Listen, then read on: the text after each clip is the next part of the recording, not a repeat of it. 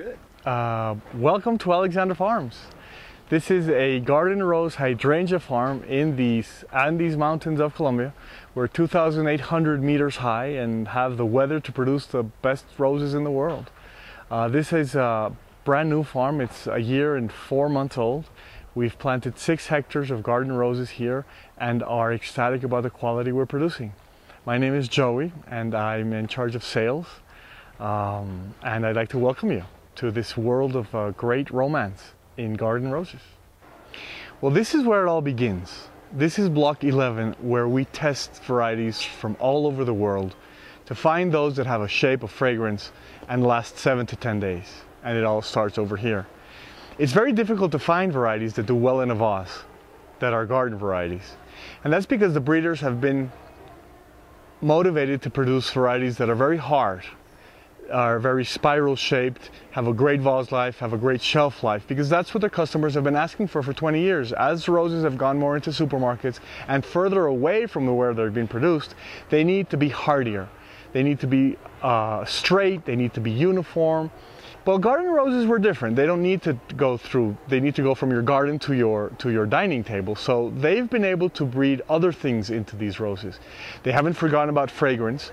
They've looked at shapes that are harder to ship but beautiful to have. And they haven't concentrated so much on having a unique color. A florist will have demand for a yellow rose, but hardly anybody will call a flower shop and say, I'd like a yellow rose with an orange lip.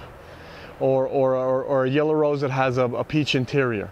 And that's what garden breeders could do. They could go out and search for different kinds of colors, and those are the varieties that we look for here. And we find beautiful varieties, but we have difficulty with the vase life issues, and it's hard to find varieties that have fragrance or have shape and have the vase life. We've tested maybe 500 varieties in our 5 years of existence, and of those we've picked 45 to 50 as commercial varieties to grow. This is one of the varieties that we recently approved for commercial growing.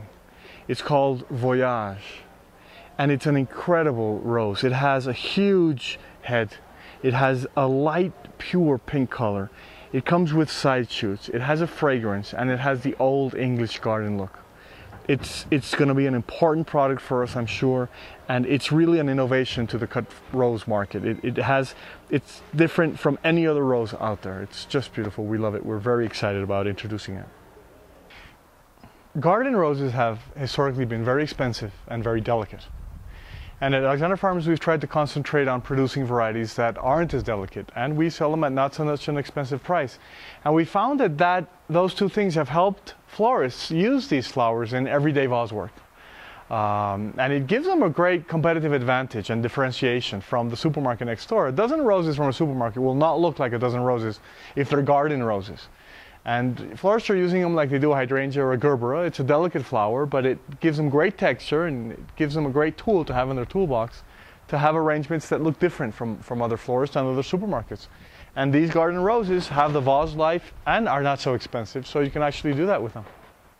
This is our flat rosette shaped collection.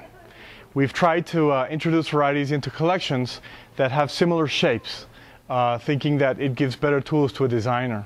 And we're lucky to have 4 terrific colors in a flat rosette shaped. One of my favorites is Baroness, which is the flat rosette, but in a dark pink, a pure dark pink, and it will open flat and show its insides. It's a wonderful, unembarrassed rose. And its sister variety, Maria Theresia, is a bit lighter, but has the same great shape. And recently we developed Lemon Pom Pom, which is the same shaped, but it's a bright yellow color. It has a bit of a fragrance, and it won a red ribbon at the SAF in California a couple weeks ago. Our 4th entry into this collection is Alabaster, which is a great white rose, which we took a long time in finding, but we finally did. And it will open up flat, and it is white, and it has a bit of a fragrance. Well, another great collection that is, I think, one of my favorites. I guess they're all my favorites, but this collection are the side shoot collections. And it all started with Red Piano, which is an intense red with a darker edged petals and side shoots that don't really open up, but really fill up the vase. And then we came out with Pink Piano, which is that same ball shaped with the rosette inside, a deep cup, and the side shoots. And then came Comtessa, which is this beige, creamy, fragrant rose with side shoots, and Augusta Louise, which is a bright pink that's a favorite in England. Mothering Sunday, we don't have, of course, enough of them. And then this year we're introducing 2 new members to the side shoot family, and that includes Best Impression, which just won a red ribbon at the SAF in California, and Voyage, which is one of my favorites. It's a huge light pink rose with side shoots that opens up bulbous but with an English garden flavor to it. It's just, I think, an amazing rose. Available in 2012. On this table we've set up many of our fragrant varieties, and interestingly enough, they have very French names. Our first is a salmon-colored René Goscinny, which has an incredible citrusy fragrance. Purple Fragrance is also French, fabulous color, great fragrance. Mamie Blue is probably one of our most fragrant of all. It's a deep, intense purple color, also from France. Yves Piaget is named after the French jewelry designer. It's more of a peony rose. It has the shape of a peony, and the fragrance, a very strong fragrance. It actually won a blue ribbon at an SAF convention a couple of years ago. We've got Toulouse-Lautrec is one of our favorite yellows. It has the round shape of an English garden rose and the fragrance to match. These are our cabbage-shaped roses. They're also German, and we've got them in 2 colors. They're a dirty tan color and a dirty pink color. And they'll both open up very large and very cabbagey looking, almost like Renoir's Vase of Roses painting of years ago. We've found niche markets for our roses in many different countries in the world. Our biggest market is the US market, and it's an event and wedding demand, and it's very strong from March through October, and our roses have been filling that niche for quite some time, very successfully. We're very happy. The next biggest market for us is Japan, and Japan is a very high-end market. They request only the highest quality products, and we've had to organize our post-harvest and our varieties to fill that niche, and we've done great. It's our second largest market, and we're very happy. We participate in religious ceremonies as well as weddings in Japan. Our third market is a tie between England and Holland. English roses, English people understand English roses, and there's a niche there. Holland, of course, knows roses very well, and they appreciate them. We have other smaller markets in Sweden, Switzerland.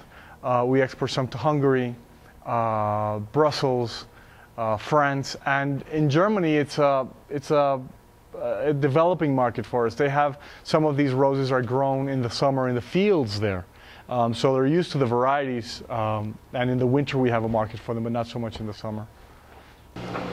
Well, this is our post-harvest, and we've implemented a new kind of handling system that involves slides. This allows the roses to slide from the grading area to the bunching area without lying flat one on top of the other, and we think that reduces the damage, and that's why we've implemented it for the garden roses. Here the grading occurs, and they're put into different slides depending on their length and their point of cut. These roses are then harvested and put onto the bunching table, where the bunches are created. Once the bunches are created, they'll go directly into the cooler. Well, thank you very much for visiting Alexander Farms. It was a pleasure to have you at our farm, showing you our garden roses and hydrangeas. If you would like any additional information, please visit our webpage at alexanderfarms.com and like us on Facebook, Alexander Farms.